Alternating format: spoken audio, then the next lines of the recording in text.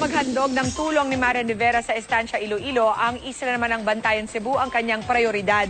Kasama ang GMA Regional TV, isinusulong ng Primetime Queen ang Kapuso Adopt a Bangka Project para sa mga nasalantang residente roon.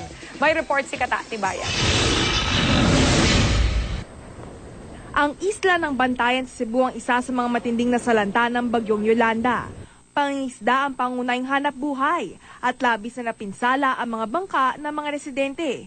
Dahil dito, isinusulong ngayon ni Primetime Queen Marian Rivera ang Kapuso Adopt a Bangka Project kasama ang GMA Regional TV at Bantayan Island Association of Hotels, Resorts, Bars and Restaurants. Ang bangka ay tatagal ng 15 to 20 years. So ang ibig sabihin yan, kung ibibigay natin sa isang pamilya yan, maipapasa pa niya sa mga anak niya. So hindi lang siya ang makikinabang.